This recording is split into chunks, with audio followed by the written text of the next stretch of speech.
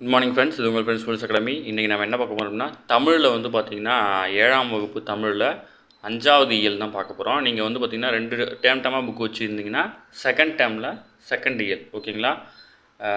ஓதுவது ஒழியல் அப்படின்னு ஒரு டாப்பிக்கு. இது வந்து பார்த்திங்கன்னா நான் வந்து டேர்மாக புக்கு வியூ பண்ணி வச்சுருக்கேன். அதனால் செகண்ட் டேர்மில் செகண்ட் யூனிட்டாக இருக்குது, ஓகேங்களா. நீங்கள் வந்து ஃபுல் டேர்மாக வச்சுருந்தீங்கன்னா 5 இயல் 5 அப்படின்னு சொல்லிட்டு இருக்கும். அதனால் நீங்கள் அந்த புக் இருந்ததுன்னா எடுத்து நோட் பண்ணிக்கோங்க. இதுக்கு முன்னாடி வந்து பார்த்திங்கன்னா நம்ம டெய்லி வந்து பார்த்திங்கன்னா கரண்ட் அஃபேர்ஸ் வீடியோ அப்லோட் பண்ணியிருக்கோம். பார்க்காதவங்க பார்த்து வருஷம் வச்சுக்கோங்க. அது மட்டும் இல்லாமல் டிஎன்பிசி தேவையான கிளாஸஸ் வந்து பார்த்திங்கன்னா நம்ம ரெகுலராக அப்லோட் பண்ணிகிட்ருக்கோம். பார்க்காதவங்க பார்த்து வருஷம் வச்சுக்கோங்க. கண்டிப்பாக உங்களுக்கு யூஸ்ஃபுல்லாக இருக்கும். இதுக்கு முன்னாடி வந்து பார்த்திங்கன்னா தமிழ் வந்து பார்த்திங்கன்னா நம்ம 4 இயல்கள் வந்து அப்லோட் பண்ணிட்டோம். 7th தமிழில் 4 இயலும் 6th தமிழ் ஃபுல்லாகவும் அப்லோட் பண்ணிட்டோம். அதையும் பார்க்காதவங்க பார்த்து வருஷம் வச்சுக்கோங்க. கண்டிப்பாக யூஸ்ஃபுல்லாக இருக்கும். வாங்க ஃப்ரெண்ட்ஸ், இன்னைக்கு கிளாஸ் பார்த்துடலாம். இதில் வந்து பார்த்திங்கன்னா இந்த இயல் வந்து பார்த்திங்கன்னா பார்த்துடலாம். இதில் வந்து ஃபஸ்ட்டு வந்து பார்த்திங்கன்னா இன்பத்தமிழ் கல்வி அப்படின்னு ஒரு யூனிட் கொடுத்துருக்காங்க. இது வந்து யார் வந்து பாடினா அப்படின்னா புரட்சிக் கவிஞர் பாவேந்தர், ஓகேங்களா.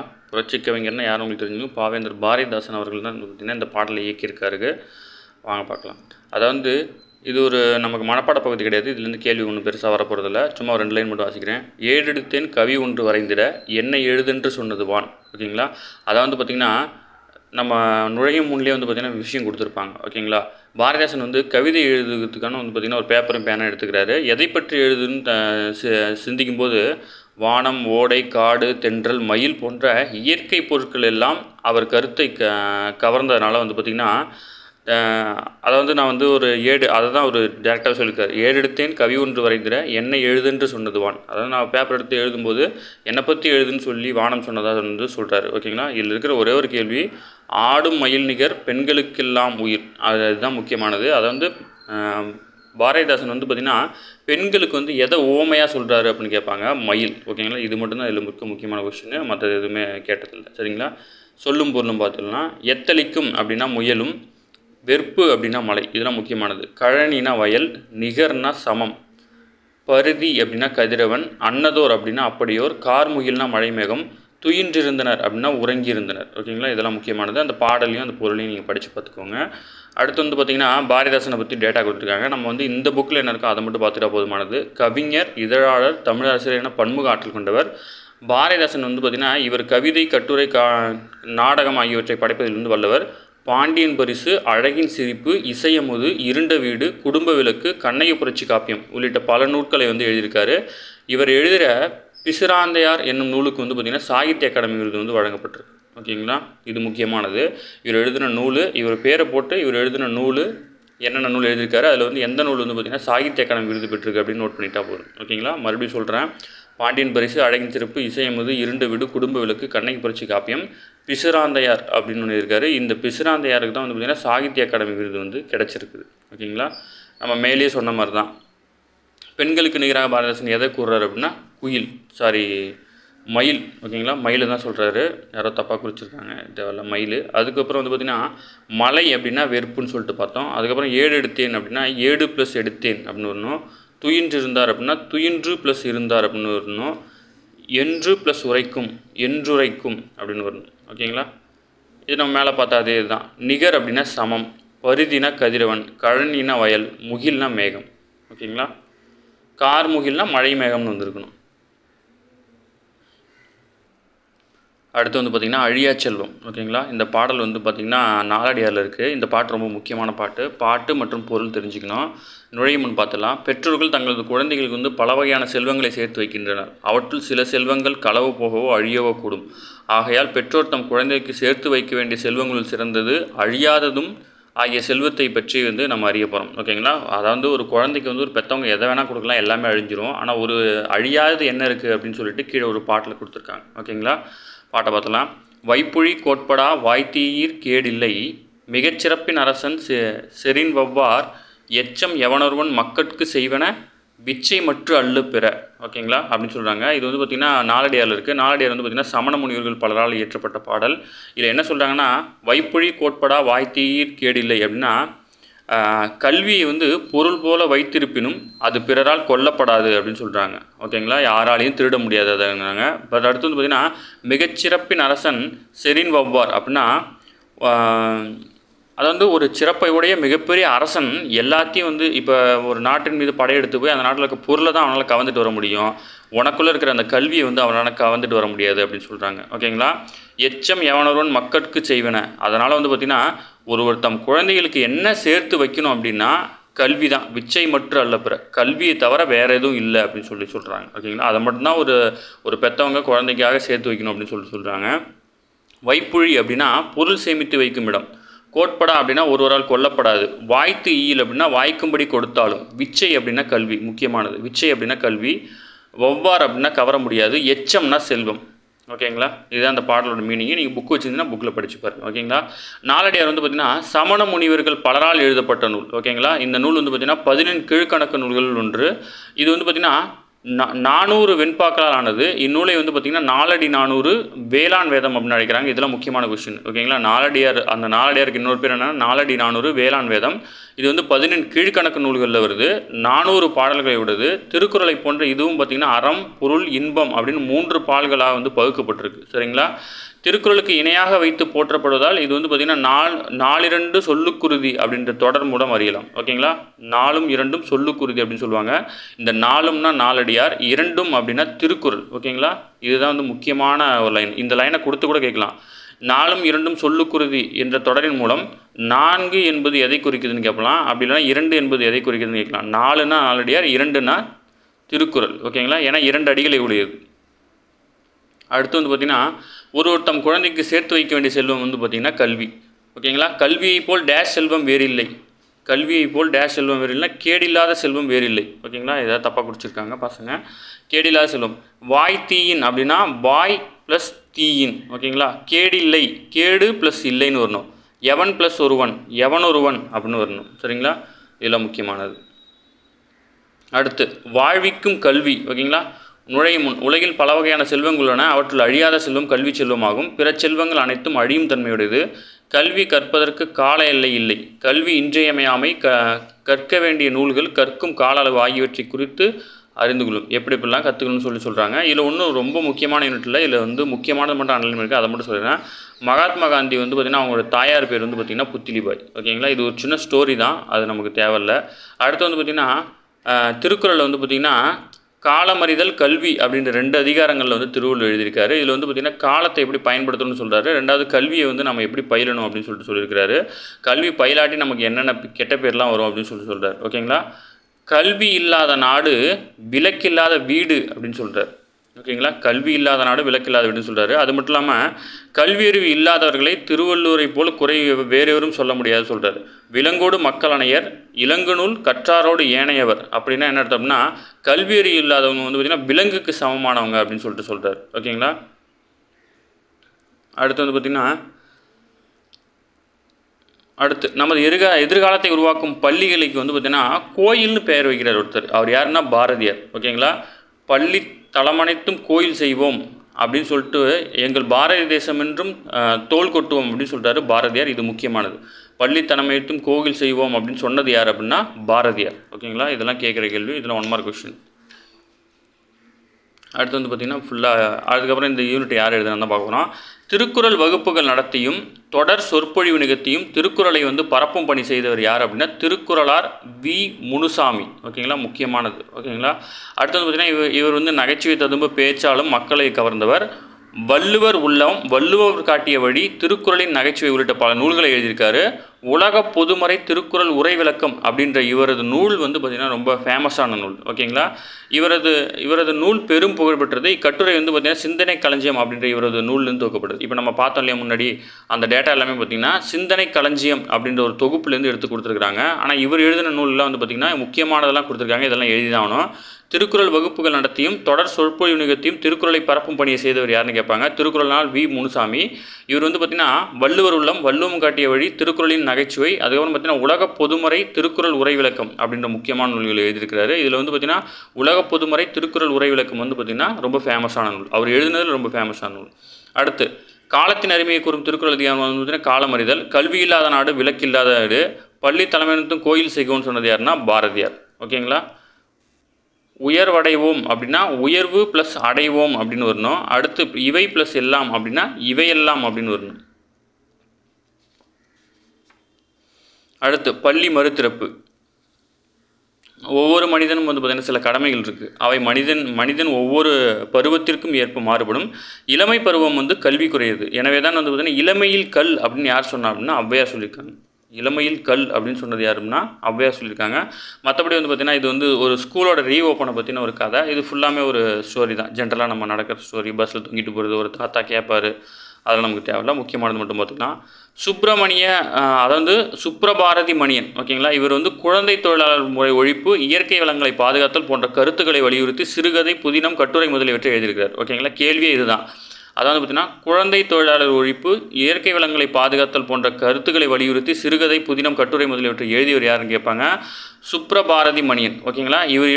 இவர் வந்து கனவு என்னும் இலக்கிய இதழை வந்து நடத்திருக்காரு. முக்கியமான கொஸ்டின். ஓகேங்களா. கனவு என்னும் இலக்கிய இதழை நடத்தியவர் யார் அப்படின்னா சுப்ரபாரதி மணியன். ஓகேங்களா. அது மட்டும் இல்லாமல் பின்னல், வேட்டை, தண்ணீர் யுத்தம், புத்துமன், கதை சொல்லும் கதை உள்ளிட்ட பல நூல்களை எழுதியிருக்காரு. முக்கியமானது அப்படியே எழுதிக்கோங்க. சுப்ரபாரதி மணியன் இவர் வந்து பார்த்திங்கன்னா குழந்தை தொழிலாளர் முறை ஒழிப்பு, இயற்கை வளங்களை பாதுகாத்த பற்றி ஒரு அவேர்னஸாக நிறைய கருத்துக்களை சொல்லி கதை, சிறுகதை, புதினம்லாம் எழுதியிருக்காரு. அது மட்டும் இல்லாமல் இவருடைய கனவு என்னும் இலக்கிய இதழை வந்து நடத்திட்டு வந்திருக்கிறாரு. அது மட்டும் இல்லாமல் பின்னல், வேட்டை, தண்ணீர் யுத்தம், புத்துமன், கதை சொல்லும் கலை உள்ளிட்ட பல நூல்களையும் வந்து பார்த்திங்கன்னா எழுதியிருக்கிறார். ஓகேங்களா. அடுத்து வந்து பார்த்திங்கன்னா இலக்கணத்தில் வந்து பார்த்திங்கன்னா ஓரெழுத்து ஒரு மொழி மற்றும் பகுபதம், பகாபதம் அப்படின்றதான் பார்க்க போகிறோம். இதில் வந்து பார்த்திங்கன்னா ஓரெழுத்து ஒரு மொழின்றது வந்து பார்த்திங்கன்னா அடிக்கடி கேட்குற கொஸ்டின். டிஎன்பிசியை பொறுத்தளவு வந்து பார்த்திங்கன்னா இப்போ நம்ம குரூப் 4 வந்து பார்த்திங்கன்னா 2-3 கொஸ்டின் கேட்டிருந்தாங்க.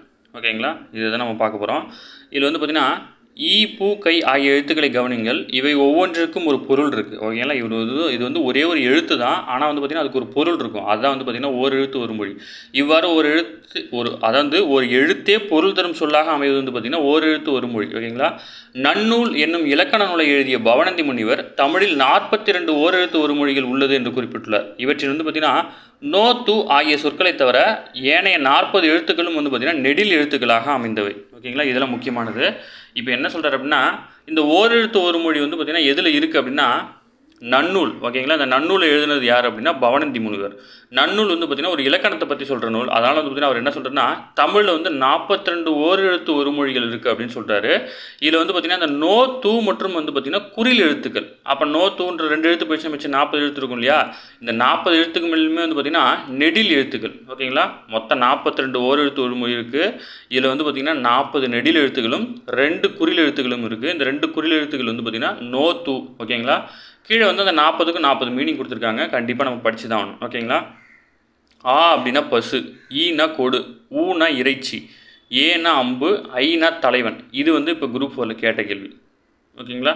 ஐனா தலைவன். ஓனா மதகு நீர் தாங்கும் பலவை, கானா சோலை, கூனா பூமி, கைனா ஒழுக்கம், கோனா அரசன், சானா இறந்து போ, சீனா இகழ்ச்சி, சேனா உயர்வு, சோனா மதில், தானா கொடு, தீனா நெருப்பு, தூய்மை, தே கடவுள், தைத்தல், நாவு, நீ முன்னிலை ஒருமை, நே அன்பு, நை இழிவு, நோ வறுமை, பாடல், பூ மலர், பே மேகம், பை இளமை, போ சொல், மா மரம், மீ அப்படின்னா வான், மூப்பு, மே அன்பு, மை அஞ்சனம், மோதல், யா அகலம், வா அழைத்தல், we Malar, why pull, வவ் cover, நோனா நோய், தூனா உன். ஓகேங்களா. 42 நீங்கள் மனப்பாடம் பண்ணி தான் ஆகணும், வேறு வழி இல்லை. இதுக்கு ஷார்ட்கட் வந்து பார்த்திங்கன்னா நம்ம அடுத்து ஷார்ட்ஸில் வந்து டெய்லி 5-5 இல்லை 10-10 இதை ஷார்ட்கட் க்ரியேட் பண்ணி போடுறேன். நீங்கள் நம்ம சேனலை மட்டும் ஃபாலோ பண்ணிட்டுருங்க. இதில் வந்து பார்த்திங்கன்னா நோ, தூன்னு சொன்னோம் இல்லையா. இது 2 தான் வந்து பார்த்திங்கன்னா குறில். ஓகேங்களா. இந்த நோன்னா நோய், தூன்னா உண்ணுன்னு அர்த்தம். ஓகேங்களா. துண்ணுன்னு சொல்லுவோம்ல, துண்ணு அப்படின்னும், சென்னை பாஷையில் துண்ணு அப்படின்னுவோம் இல்லையா. அதான் தூன்னா உண்ணுன்னு ஞாபகம் வச்சுக்கோங்க. நோன்னா நோய். ஓகேங்களா. அடுத்து பகுபதம். இந்த பகுபதம் பொறுத்தளவு வந்து பார்த்திங்கன்னா வேலன், படித்தான் ஆகிய சொற்களை கவனிங்கள். வேலன் என்னும் சொல் வேல் ப்ளஸ் அன் என பிரிக்கலாம். ஓகேங்களா. இதில் படித்தான் என்னும் சொல்லை படி ப்ளஸ் இத்து ப்ளஸ் ஆன் என பிரிக்கலாம்.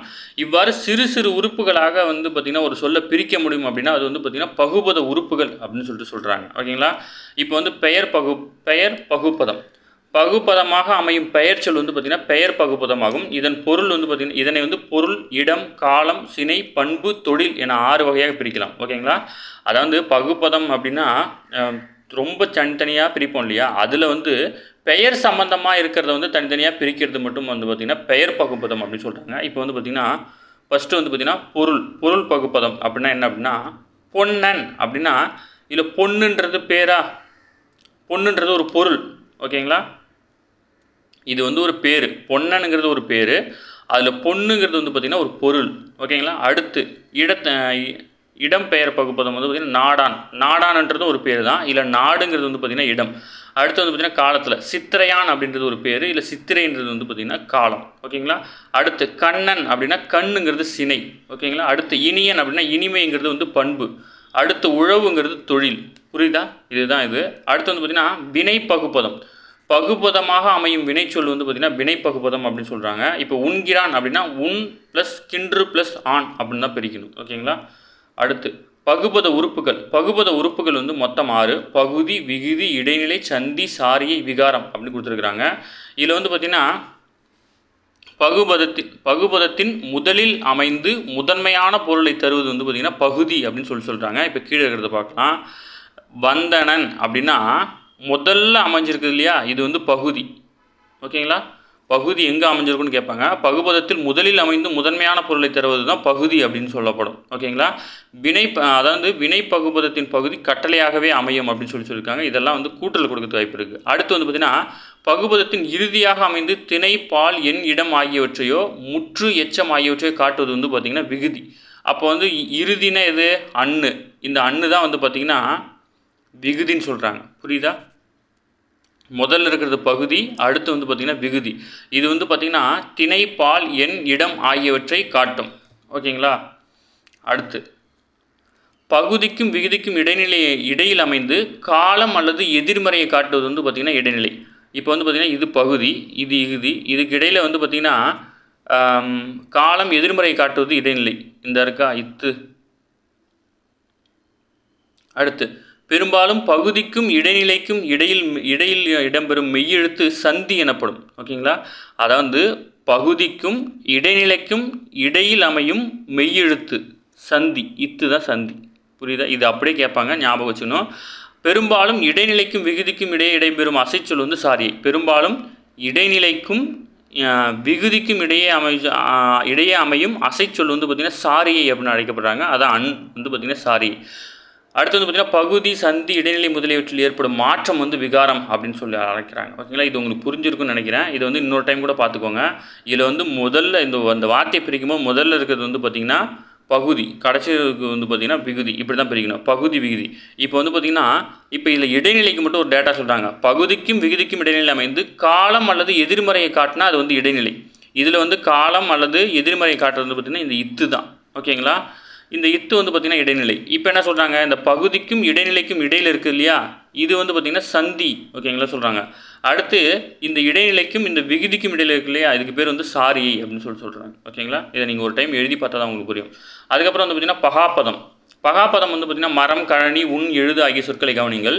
இவற்றை மேலும் சிறிய உறுப்புகளாக பிரிக்க முடியாது. ஓகேங்களா, இதை வந்து பிரித்தா அது பொருளும் தராது, பிரிக்க முடியாது. இவ்வாறு பகுபத உறுப்புகளை பிரிக்க முடியாத சொற்கள் வந்து பார்த்திங்கன்னா பகாப்பதம் அப்படின்னு சொல்கிறாங்க. இவை அடிச்சொல் அல்லது வேர்ச்சொல்லாக இருக்கலாம். ஓகேங்களா, பெயர், வினை, இடை, உரி ஆகிய 4 வகை சொற்கள் வந்து பகாப்பதங்கள் உண்டு. ஓகேங்களா, இப்போ பகாப்பதம் எத்தனை வகை அப்படின்னு கேட்டாங்கன்னா 4: பெயர் பகுப்பதம், வினை பகுப்பதம், வினை பகாப்பதம், இடை பகாப்பதம், உரி பகாப்பதம். ஓகேங்களா, இதில் பெயர் அப்படின்னா நிலம், நீர், நெருப்பு, காற்று, இதெல்லாம் பிரிக்க முடியாது. வினை அப்படின்னா நட, வா, படி, வாழ், இதை இதுக்கு மேலே பிரிக்க முடியாது. இடை அப்படின்னா மண், கொல், தில், போல். ஓகேங்களா, அவரை போல், இவரை போல் அப்படின்னு சொல்லிட்டு இடையில் வந்து ஒரு வார்த்தையை இணைக்கும். அடுத்து வந்து பார்த்தீங்கன்னா உரி பகாப்பதம்னா உரு, தவ, நனி, கழி. ஓகேங்களா, இதெல்லாம் வந்து எக்ஸாமில் கேட்டிருக்காங்க. ஓகேங்களா, கீழ்கண்டதில் உரி பகாப்பதத்துக்கு எடுத்துக்காட்டுன்னு சொல்லிட்டு இதில் இருக்கிற எல்லாத்தையும் கொடுத்து இதை கொடுத்துருவாங்க. உரு, தவ, நனி, கழி, இப்படி தான் நீங்கள் ஆன்சர் பண்ணணும். இதை நீங்கள் படித்து தான் ஆகணும். ஓகேங்களா, பெயர் பகுப்பதம்னா என்னென்னது, வினை பகாப்பதம்னா என்னென்னது, இடைப்பகாப்பதம்னா என்னென்னது, உரி பகாப்பதம்னா என்னென்ன எடுத்துக்காட்டு, இதை நீங்கள் படித்தா மட்டும்தான். கீழே ஆப்ஷனில் கொடுப்பாங்க உரி பகுப்பதம், கீழ்கண்டதில் உரி பகாப்பதம் எதுன்னு கேட்டுட்டு இப்போ நிலம், நட, கொல், நனி அப்படின்னு கொடுக்குறாங்கன்னா நனியை நீங்கள் சூஸ் பண்ணணும். இப்படி தான் கொஸ்டின் இருக்கும். சரிங்களா, அடுத்து நன்னூலின்படி தமிழில் உள்ள ஓரெழுத்து ஒரு மொழியின் எண்ணிக்கை வந்து பார்த்திங்கன்னா 42. இதில் வந்து பார்த்திங்கன்னா 40 வந்து பார்த்திங்கன்னா நெடில் எழுத்தும் 2 குறில் எழுத்தும். இந்த குறில் எழுத்து வந்து பார்த்திங்கன்னா நோ, து. ஓகேங்களா, அடுத்து வந்து பார்த்திங்கன்னா எழுதினான் அப்படின்னா வந்து பார்த்திங்கன்னா வினை பகுப்பதம். ஓகேங்களா, எழுதினான் அப்படின்னா வினை, ஒரு வினையை சொல்லுது. ஓகேங்களா. அடுத்து பெயர் பகுப்பதம் எத்தனை வகைப்படும் அப்படின்னு கேட்டால் 6. நம்ம மேலே பார்த்தோம் பெயர் பகுப்பதம் பொருள், இடம், காலம் அப்படின்னு சொல்லிட்டு 6 வகை பிரிச்சிருக்காங்க. காலத்தை காட்டும் பகுபத உறுப்பு வந்து பார்த்திங்கன்னா இடைநிலை. நம்ம இப்பயே பார்த்தோம் இல்லையா, காலத்தையும் அல்லது எதிர்மறையையும் காட்டுவது வந்து பார்த்திங்கன்னா இடைநிலை. ஓகேங்களா. அடுத்து இல்லை பெயர் பகுப்பதம் எதுன்னு கேட்குறாங்க. பெயர் அப்படின்னா பெரியார் அப்படின்றத பெயர். வினை அப்படின்னா வாழ்ந்தான் அப்படின்றதான் வினை. இடை அப்படின்னா நம்ம இப்போ பார்த்ததான். இடைனா மண், உரினா தான் நனி. இப்போ நான் சொன்ன எக்ஸாம்பிள் உரினா நனி, இதெல்லாம் முக்கியமானது.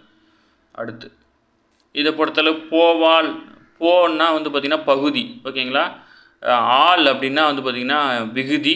இதுக்கு இடையில் வந்து பார்த்திங்கன்னா இவ்வுங்கிறது வந்து பார்த்திங்கன்னா எதிர்கால இடைநிலை சொல்லுவாங்க. இந்த ஆள் அப்படின்றது வந்து பார்த்திங்கன்னா படற்கை பெண்பால் வினைமுற்றுன்னு சொல்லுவாங்க. ஓகேங்களா. ஆள் அப்படின்னா படற்கை பெண்பால் வினைமுற்று.